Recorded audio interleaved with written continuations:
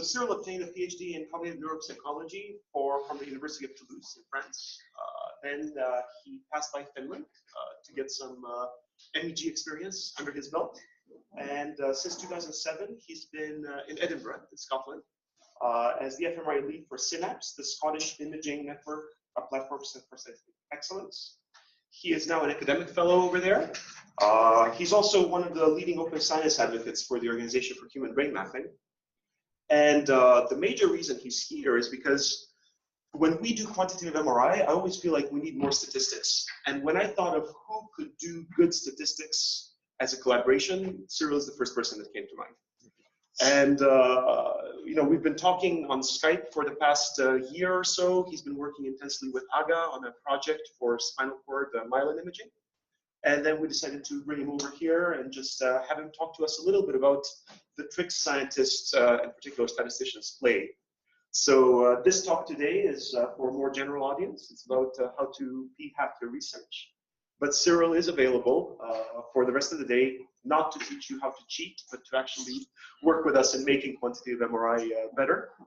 So use this opportunity. He's going to be here with us for the day.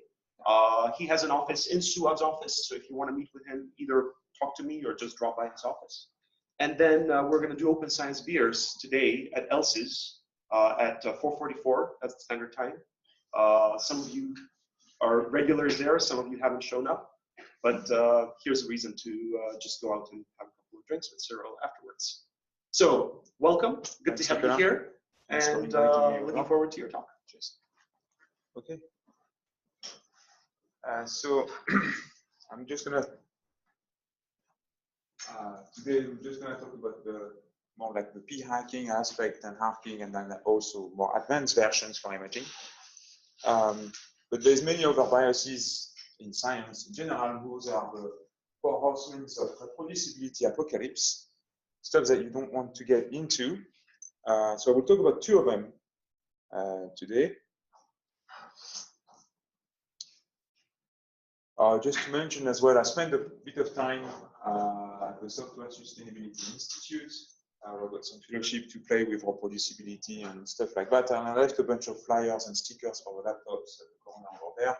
Their website is really well useful for good coding practices and various aspects related to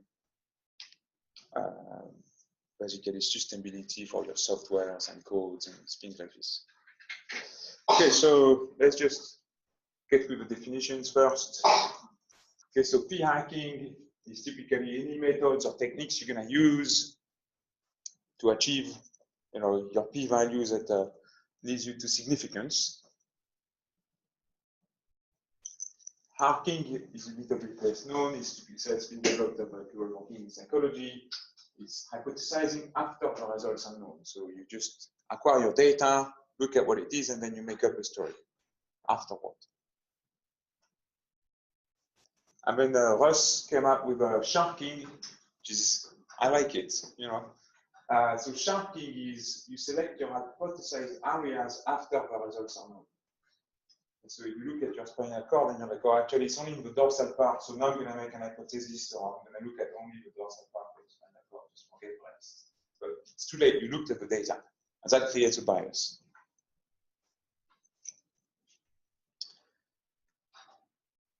So what's the basis of p-hacking? So a good tutorial will tell, I'm going to try to tell you how you're going to do it so you can publish, because I mean, who cares about science, right? We just want to publish papers. And so what you want to do is, once you get the data, you want to analyze, and for that you can adjust, for instance, the data selection. So you get the data points for different subjects and stuff like this, and you can choose different thresholds, so you can threshold your MRI, your reaction time at different values. So you get rid of all the stuff you don't want. When you analyze the data, it doesn't work, you change your threshold until you get your significance value and you get a nice Nature paper. Because again, who cares about the truth? That's why we p-hack. Same thing with, you can adjust for participants.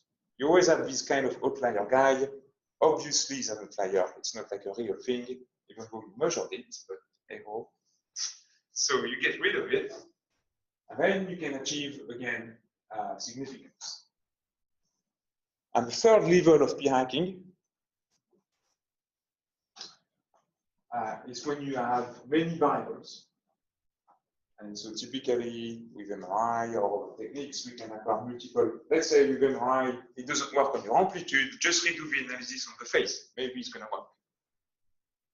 Right? So that's the idea. You just try as many things as you want. And so at some point, you should get some significant results. That's your p-hacking technique. And it doesn't seem very fair, but actually many of us at some point, one way or another, engage into this. We don't really realize, but this is basically cheating because your design, your experiment has been worked out if you've done it properly by thinking how many subjects need to acquire, what kind of things I need to look at. And then we start changing, the more we analyze the data, we start changing a little bit what we are looking at. And by changing it, and because we keep doing the analysis, you actually increases the chance that what you observe is simply a false positive. And of course, when I put it this way, you're like, well, that's just pure cheating. But if you really think about it, at some point, you will have explored your data. At some point, you would have changed a little bit what you plan to do. Because, oh, it doesn't work. Or maybe I need to do that. But you don't really justify why you get rid of some data points, or why you get rid of some subjects. And you even don't mention it in the paper. So now that's definitely cheating. But you don't do it necessarily intentionally. Now, if you do it intentionally, then you're a good p-hacker, that's for sure. Does that make sense? So that's the basic, really. We all done it more or less at some point. So why is it bad for science? That's your type 1 error rate, right? So you increase your false positives. There's a nice paper in a psychology journal on, again, a tutorial on hunting for significance. And so I don't know how familiar you are with the probabilities of type 1 error. But basically, right, in the frequentist framework, all you do is you say, well, under the null, so if there's nothing in the data, so if I do a test and there's absolutely nothing in there, you set it to 5%. With two variables, you get to, so if you do 2 times a test, so let's say you do the analysis, it doesn't work, you do it again by changing some data points, then now you're not at 5%, you're at 9%. Right? Since the probability to make an error is 5, the actual probability of A0 not rejected is 95%, you multiply them, right? So your chances keeps increasing and increasing, and it increases as the power law of the number of tests that you do. So each time you think, oh, I'm just going to adjust that and change that, actually you increase incredibly fast your chances to make errors. And sure, you have results, but probably not the true results. Okay? So, of course, we are all doing, we are having PhD, or you're doing your PhD, so clearly that's the basic of PhD.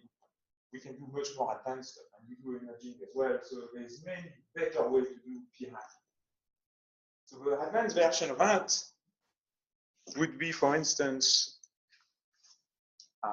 we don't do just t-tests, we can use multiple fitting procedures. You can take the data, you can transform the data, you may say, oh, I'm going to log them, I'm going to apply multiple transform, or you can use a generalized linear model in which you apply the transform inside your model.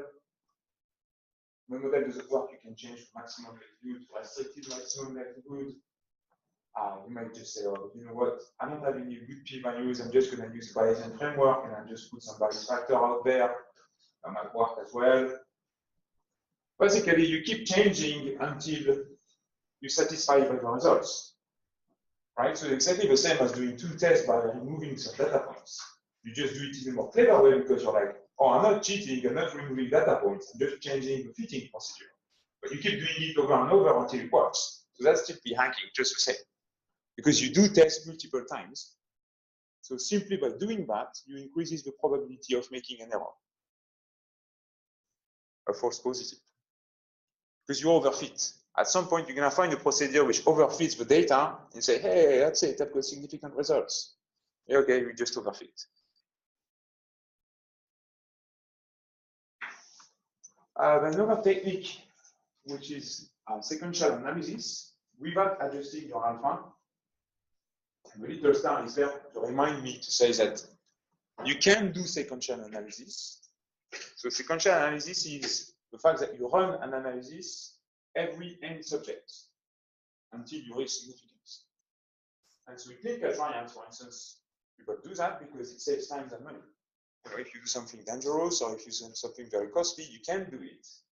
And the little star is there to remind me that when you do that, you have to use what's called a spending function.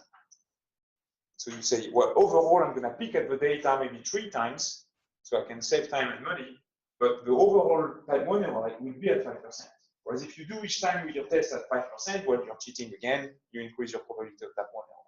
So there's ways to do it, but it's not just a simple, let's do the test and see if it works, right? So it is possible, but if you don't adjust, this is just plain repeating the test and increasing your type 1 error.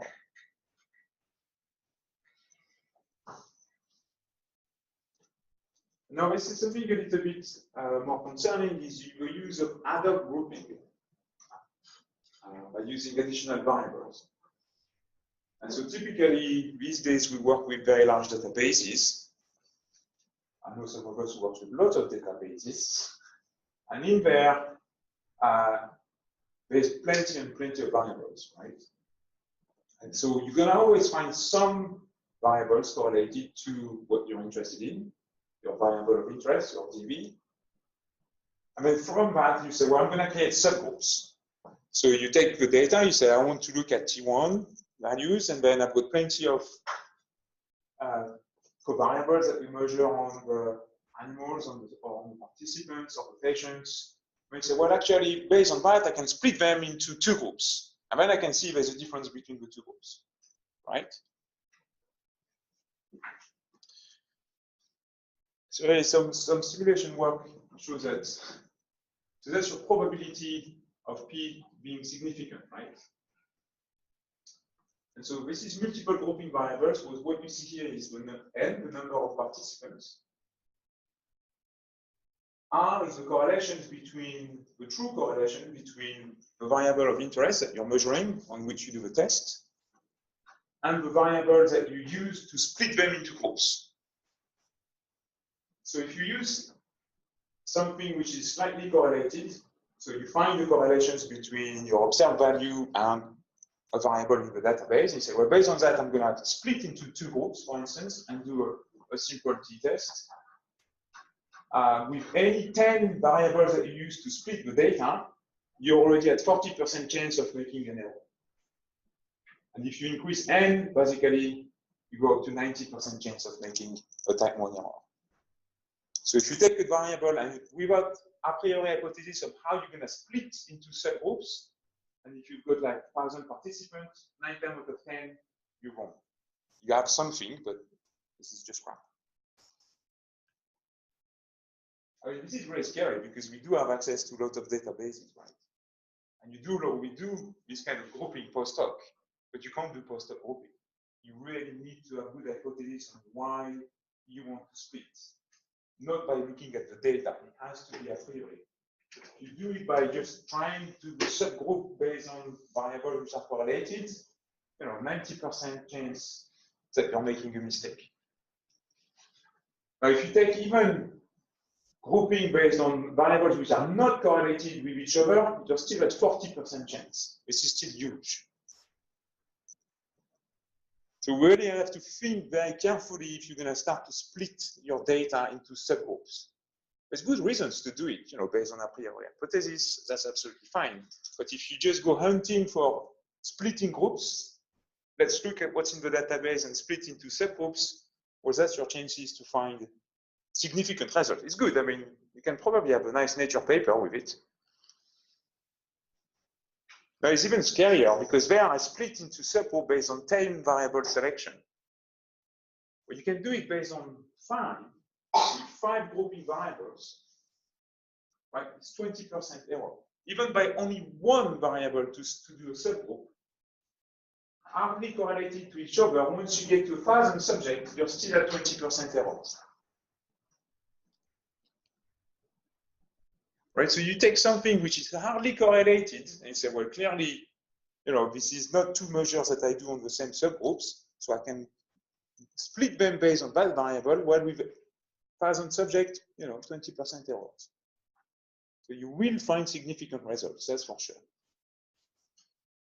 Simply because you go hunting for it with no priors. So that makes really think, what do we do when we go in databases and start subgrouping? And now there's exactly the same thing happen. Instead of doing grouping, you use it by adjustment, by covariates. So you do a big linear model, and when you start to throw in covariates, you're like, okay, but I want to adjust typical things you do. You say, well, we adjust for age, we adjust for sex, we adjust for total intracranial volume, you adjust for all sorts of variables like this, which make sense and they are justified. But if you take it from a big database, then you can also covariate for hundreds of other variables. This was put forward 10 years ago by Unitis, which actually you can quantify that effect. And that's called the vibration effect. So for instance, in this example, it starts by taking data, and is interested in the effect of D vitamin on survival. And then from that, you do a Cox regression, and then it's got 13 different variables of interest that you can covariate. So you simply do a linear a survival analysis, a Cox regression, and each time you add a variable, you remove it, or you put them together, make the interaction, a third one, together or not, interaction or not.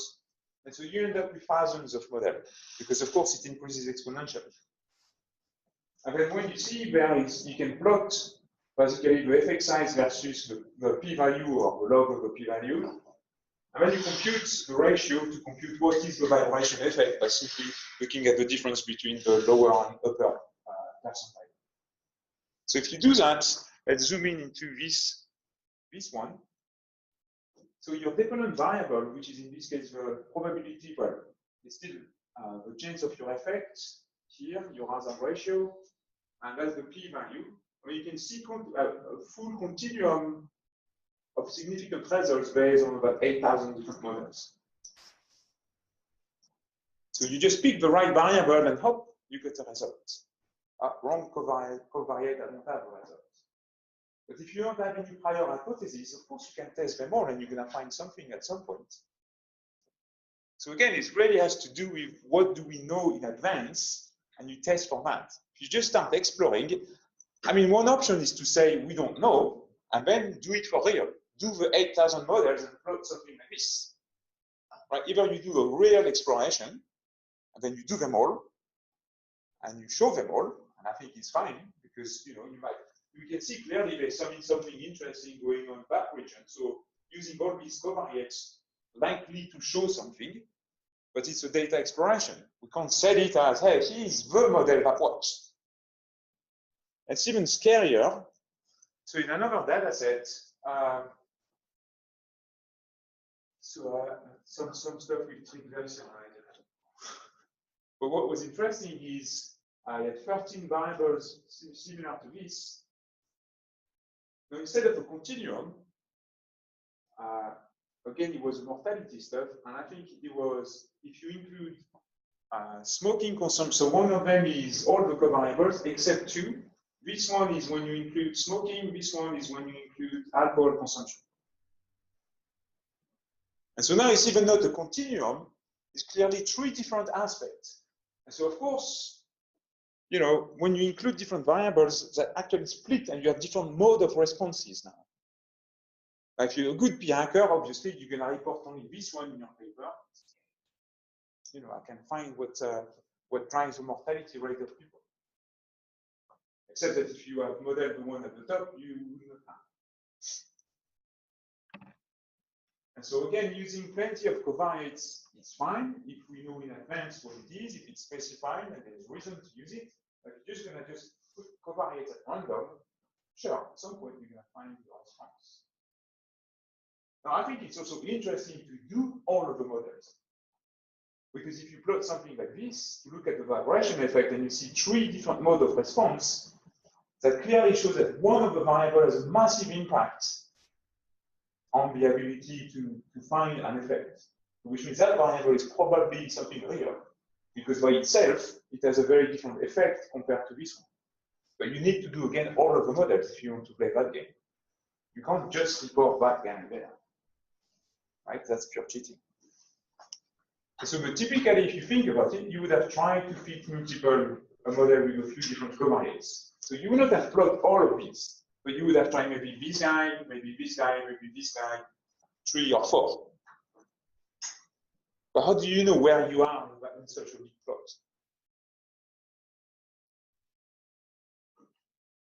You just done it, and at some point you have a significant result, and you're happy with it. But again, this is just bias. This is not justify a theory, right? Or you might say, well, I know the covariates I put in, but you still tested them all in combination until you find the right model. So if you want to do proper testing of models, you need to test all of the models, right? And you do model selection, or you plot, or you use this kind of vibration effect. But you can't just pick a few until I publish only one, because clearly your chances to find something are very high. Does that make sense? No questions on this? We can keep the hazard ratio. Well, no, in this case, the way you work with that is you use this vibration effect. So if you got all of these, you will take your probably this one, maybe. So this one is the 99. So you just rank them all. Once you rank them, you take the 99 percentile. The number 1 is there. And then when you take the ratio of your 99 percentile to 1 percentile, it gives you a hazard ratio. But here it's because it's hazard. But let's say you do another linear model. So large hazard ratio is basically a very fortuitous outcome. Okay. And so basically it allows you to say, among 10,000 models, given that it vibrates and I've got so much variation, well, what's likely to be true or not? So let's say all of them are very strong, then the difference between your first percentile and your 99 percentile is not going to be very big. Whereas in the other case, it's going to be huge. And so you say, well, there's either, because you're quantifying vibration, right? So the ratio will tell you, okay, there's no vibration. Doesn't matter what I do, I always find that result. So it's like putting confidence interval, but across all possible models. So it's a nice way to quantify how much the variation in the model itself impact on your result. Which typically we don't do, but maybe we should do that for voxels everywhere in the brain. So that's basically the p-hacking, the advanced version of p-hacking, right? And you can do the same, of course, for every single voxels in the brain. So you can imagine the chances you're going to find something are absolutely tremendous. You know you're going to find something just by chance. Now, once you've done hacking, let's move to harking, which is a way to p-hack. But despite all of this, you try hard, you try to torture your data in every possible ways, but they just want to give you any good result. So what you're going to do? Well, because we are working in imaging, or we have complex dependent variables and complex design, at some point, so we don't want to confess the main stuff you wanted to the cat, but there will be some significant result somewhere. And so what you do is that, of course, this interaction is not coming from what you wanted, but what you do is you simply search the literature, and you're going to find the evidence of your new effect. Or I didn't expect an interaction. I'm sure searching PubMed at some point, I'm going to find somebody who found an interaction. And then you can revise your hypothesis, and you make it as your experiment was designed to answer it. So now you've got your nice introduction, and you say, hey, that's what I planned, and look, that's what I found. Fantastic. Isn't it how every single paper you read is written? It's amazing how every time the exact hypothesis people say that's what they found. It's amazing. We're just so good at predicting things. I don't bother why you actually do experiments if you can predict everything. And so why is it bad for science? Well, it's a bit more of a philosophical issue, but if you think really about it, the scientific model relies on falsification, right? Not on confirmation.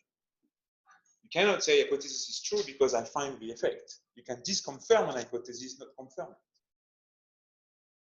And so if every single time we publish paper when everything is confirmed from a purely way we think about science, then it means really we could not progress.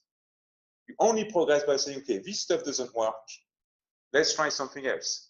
And then you hold for true what for now hasn't been disconfirmed.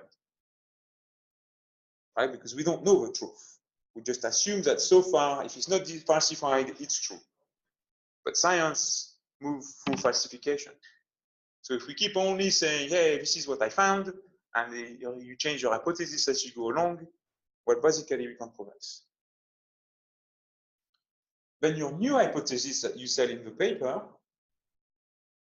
because it's been made after you observe the data, then it becomes unfalsifiable, right? You can't test anymore because you just made it up from having observed the results. So that hypothesis actually is not really tested because you just observe something and you make up the hypothesis which already and you already have the answer. And even if you assume that the new hypothesis is true, which could be the case, right? You look at the data, you find something and you say, well, let's look in the literature that seems to fit with this idea. So it could very well be that your new hypothesis is true. The problem is that this study that you just conducted was not designed to answer it. So at best it's true, but you still have a problem of design and problem of statistical power because it was not designed to answer that hypothesis. It was designed to answer another one. And so I'm not saying it's wrong what you observed, but don't sell it as it was planned in advance. And more importantly, but all the hypotheses that you made in the first place, which is the reason why you made that experiment,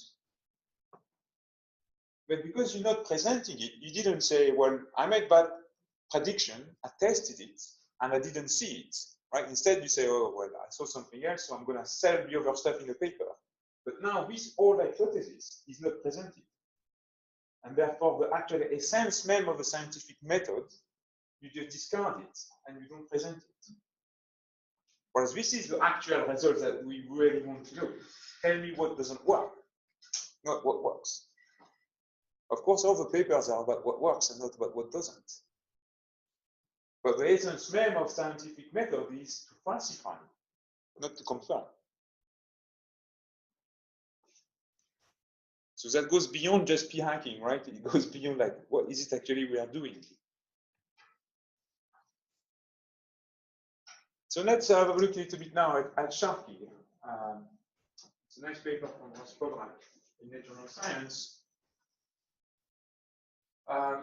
which is basically p-hacking for imagers.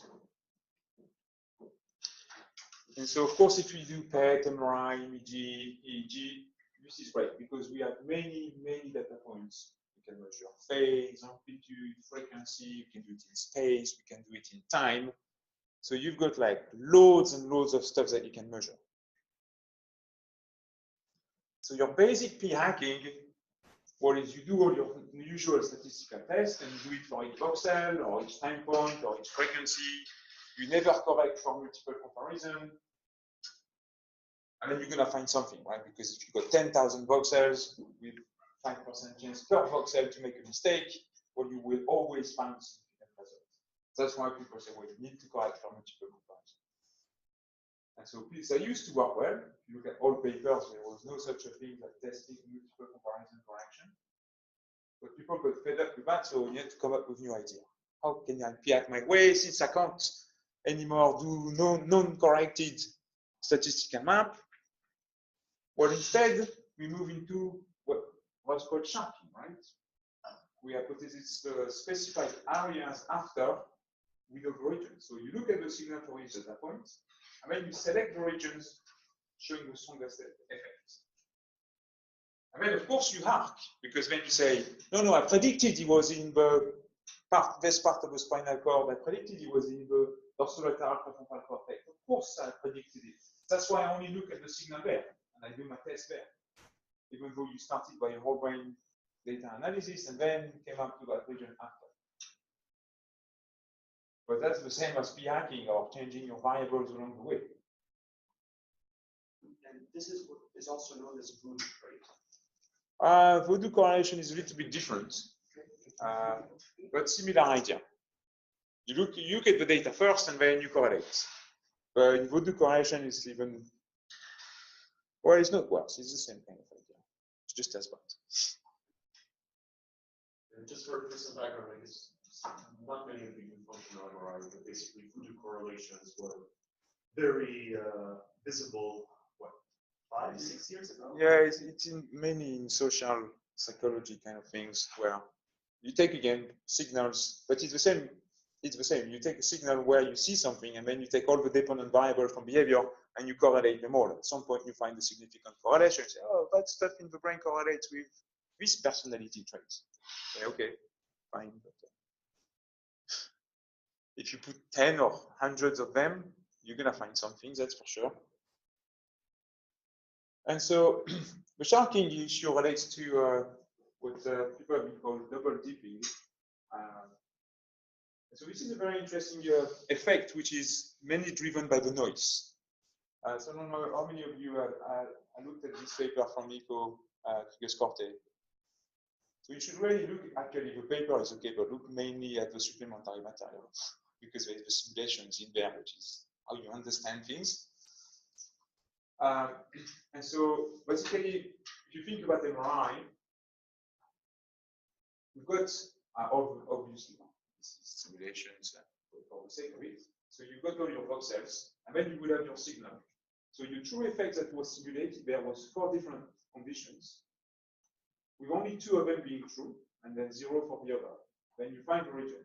Now, if you do these kind of things, and you find that region, and then you go and say, let's reanalyze within the region that I found with the same data.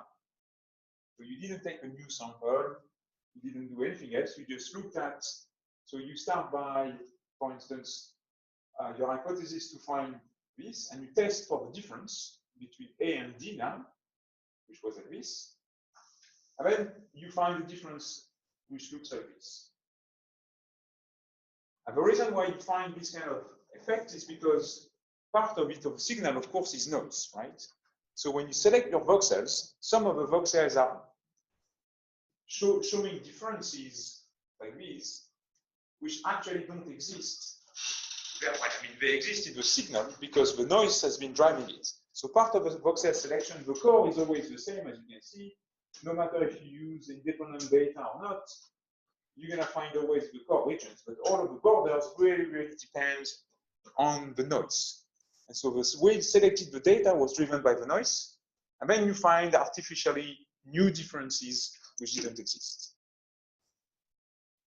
And that's because you use the same data that you look at to find the region, and then you test again within the same data. Now, if you use independent ROI, so you can see independent ROI, well, that's okay, because it's pretty much what we see, right? The true effect simulated is there, this is what we observe, and pretty much nothing in the other 2 cases. Yeah, there's a bit of variation, of course, you put noise. But if you do it with the same data, then you've got the difference which even didn't exist, because you say, well, show me where this is bigger than this. So you look for voxel where you have maximum difference between A and D. I.e., some voxels where the noise artificially increases the difference. And because you use the same voxel for which you have a noise which creates more difference, you end up with a difference between A and B, thanks to the noise. Does that make sense, this idea of, because you use data to look at it, then the noise drives the difference. And then you find, when you test A versus B, a difference which doesn't exist. And so that means that you need to use independent data sets. Right? Either you use the region a priori, then that's fine, but you can actually do that. Let's say you do two sessions, or 2 runs of the data, use one run to find the region, and then you test with the new data set. As in genetic, you do out of sample replication. It's the same, right? You can't test with the same data.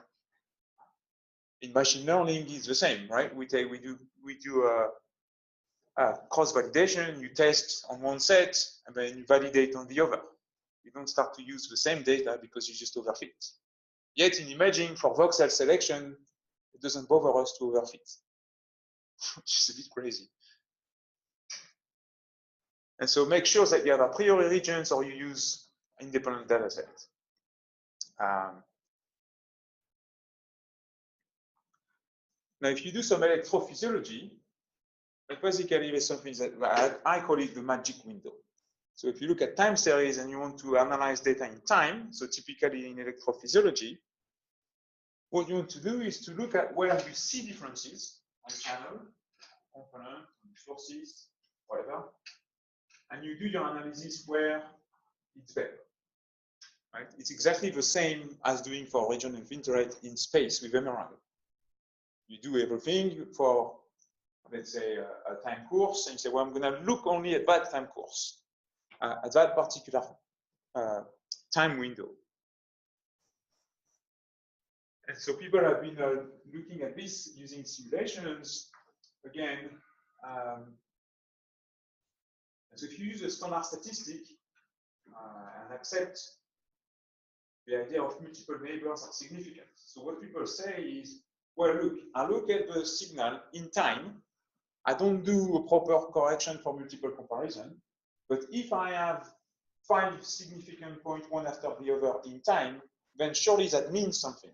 The same way as you would say in MRI, well, clearly if I've got 4 voxels that cluster together, that means something.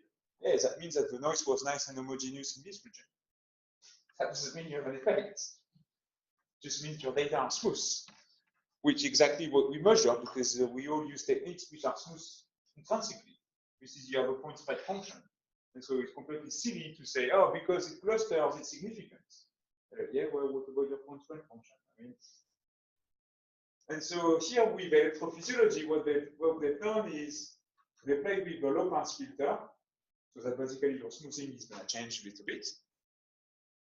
And then they look at the probability of false positive, and then they also use more or less different sample sizes, number of subjects, and then the number of data points per subject. And so if you say, well, I need 5 time points, you know, as a random choice, you just decided that 5 was good. There's another technique which is to say, oh, I'm going to look at the autocorrelation function. And then based on that, I'm going to choose the threshold. So you look at the data to say, this is how big it needs to be. Well, but of course, your autocorrelation depends on your point spread function, so you're just, you know, making the wrong assumption. And so what they find is the longer your signal is, so for instance, here 275 sample points, obviously the stronger your filter, well, of course, because you're making it smooth. And of course, if you use a smaller sample size, then that gives you the more significant. So 5% is there. I mean, if you just use an a priori thing such as 5 data points, then except with a very large sample, with relatively small sample size, it works. But after that, that's it. 5 is always significant. Strong filter is always significant. I mean, up to like 55%, 60% chance of a false positive.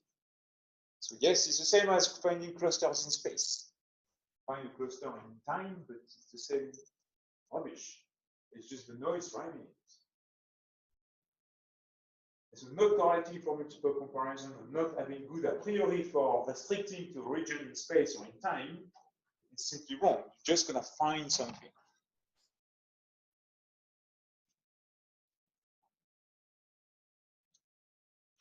So that's pretty much the end of the talk for the part on how you want to do it if you want to publish, you know, a paper which is with significant results, how to cheat. And so for the end of the talk, what I was interesting to think about is are people cheating deliberately? Right? Do you really think that people engage in those procedures on purpose? Sure, there will be a guy or two. But if you think about it, do you think you ever done something like this before? I know I did. I didn't know I was doing it, but I did. You know, you try, you're like, well, you look at the data and you're like, well, that subject clearly doesn't fit with the rest of the people. But I don't justify it. I just discount that subject. And then now I've got a significant result. And I published the paper, but I even didn't say I discarded the subject. But maybe it's important. Maybe I have a bias in my sample selection. And that subject was just actually right. It's just I got lucky that the other guys didn't show that feature. Right, so everybody, I think, at some point made these kind of mistakes. I don't think that when we see this in the literature, it's because people do it on purpose. You do it because you're busy doing your things and you don't think out of the box, and you end up making those mistakes.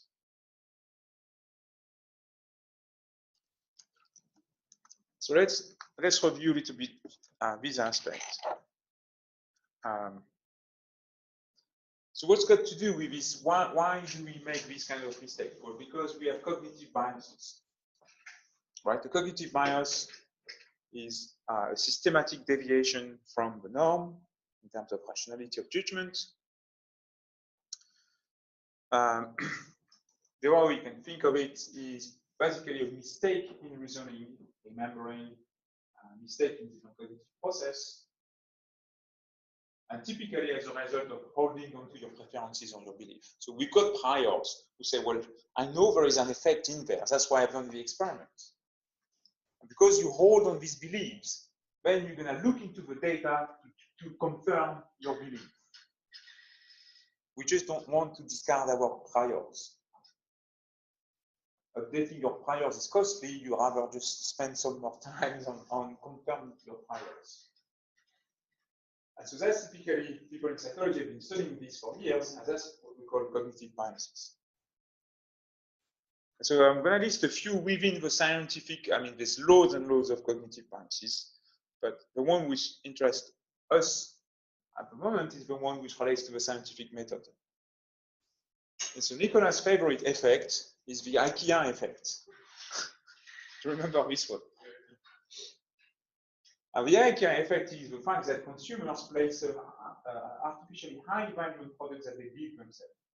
Right? That nice wooden shelf that you kept for several years, which is totally crap. But, you know, you're happy because you build it yourself. But this is what we do. We build experiments, right? We are scientists. We design experiments and we build experiments. And so your own design, your own analysis, you write your own script. Oh, there's a nice SVM there, out there, but I'm going to code my own SVM because mine is better. You know. And it might not be, you know, as good as what you think. Because you've got good libraries for machine learning, but we still like to code our own machine learning. So I like to code it too. And so you will have problems in the design, because the way you designed it is better because it's yours. And you're going to have problems in the analysis because, of course, you're going to code yourself your SVM or whatever linear model.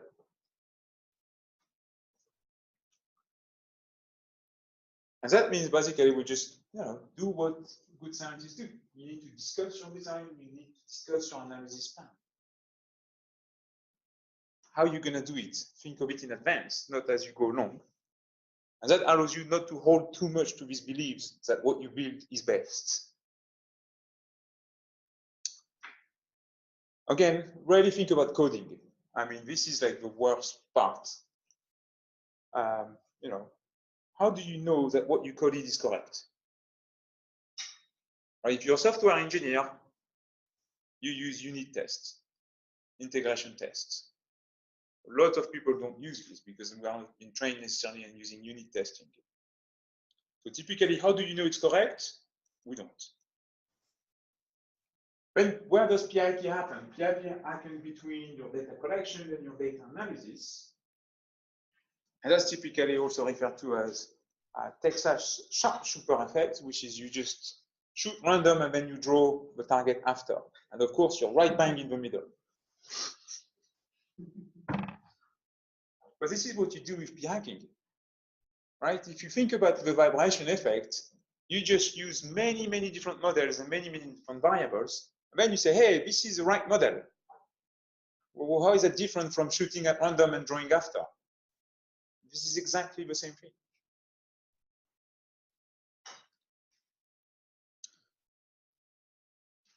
Again, it means we need to plan the analysis. So for that, nowadays we've got things called, pre-registration, but you don't have to do pre-registration, but really you need to think about, okay, this is my hypothesis, this is what I need to analyze, this is how I'm going to do it. Everything else is just data exploration. There's nothing wrong with data exploration. But we can't keep pretending that the result that we observed was planned when it wasn't. Because it was not, your study wasn't designed for this.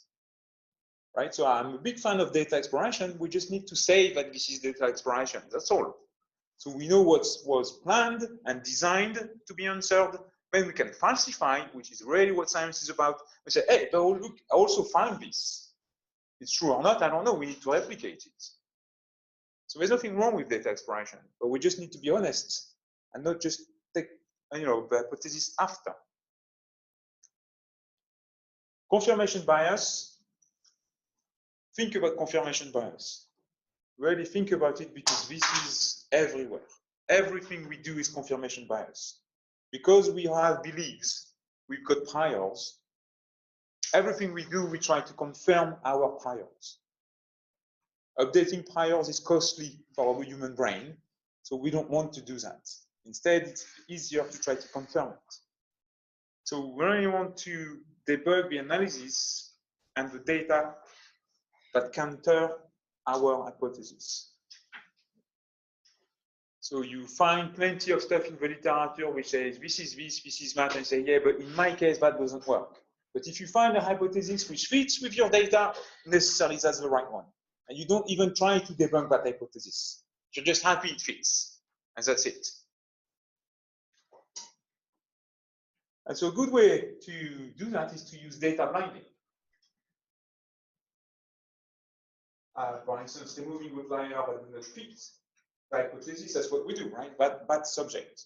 Just remove it and it works. Now, if you're blinded, when you do the data analysis about, let's say, a difference between two groups, well, if you're going to do outlier detection, you're going to, and it's fine to do it, but you're going to do it purely based on the data, not based on the hypothesis, because you don't know who's who. Right? So when you're not blind of the data, that's a real problem. And it's really easy to do data blinding. You don't need to go through the complex, data blinding, clinical trial kind of settings. You acquire the data, you acquire, and patient and animals in two different groups. You just, as at the acquisition, just use letters A and B that you don't know. You ask your friend who sits next to you to change, a little bit in the code so that you don't know who it is. Not a big deal. It's much, much easier. If you think about it, it's relatively easy to create blinding within the lab. You just ask, the person sitting next to you, say, look, I look at that in the database. I'm going to get all of this data. Can you just remove, the name or like patient versus controls and just put, A, B.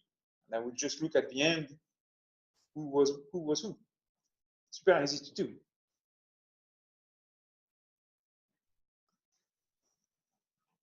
And then, of course, you need to discuss your code. Again, get it reviewed. How do you know your code is correct? Right? So one is on terms of data analysis, the other on confirmation bias in the code here. So you write your code, you write your classifier, you find the difference. How do you know the code works? Well, because it found the difference I was looking for. I mean, that doesn't say the code works. It just says the code gave the results that you want. So again, in software engineering, you would do unit tests, right? You will write a little piece of software next to your code so that when your code runs the test, it works on fake data, for instance. You know it does what it's supposed to do, not based on the data that you want for your experiment. Because otherwise, if you just give the result you want, this is confirmation bias. This is not testing. And the last one is hindsight bias, which would basically relate to sharking and harking between your interpretation and then back to the hypothesis. And so it's a tendency, us as humans, that after an event has occurred, to see the event as having been predictable. So you look at something and you say, ah, I knew it was there. I didn't predict it, but you know, I mean, when you look at the literature and you're like, yeah, of course, if I would have read that literature before, I would have predicted it. Yeah, but you didn't. And because we have a tendency to say, well, it makes sense. You know, you read something and then say, ah, it makes total sense. It explains why I observe this. But instead, we will use it in a way to confirm their hypothesis rather than just as being a discussion. And then we just engage into harking and sharking.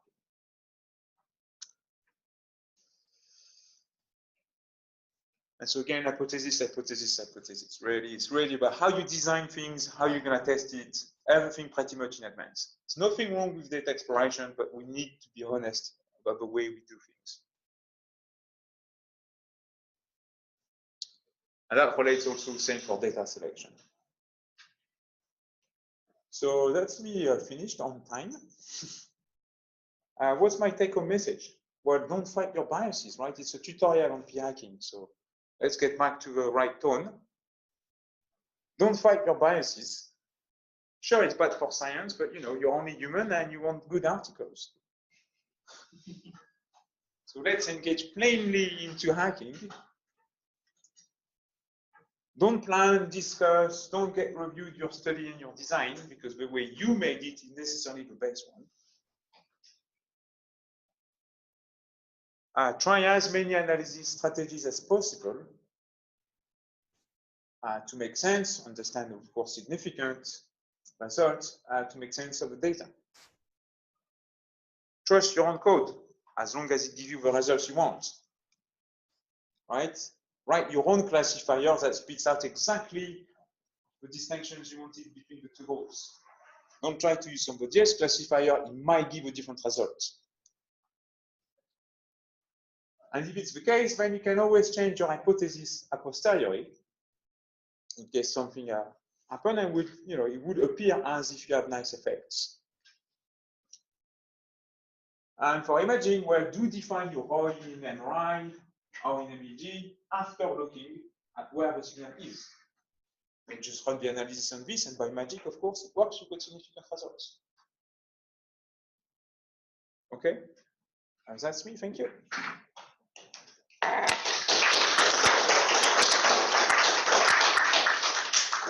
All right, thank you, Cyril.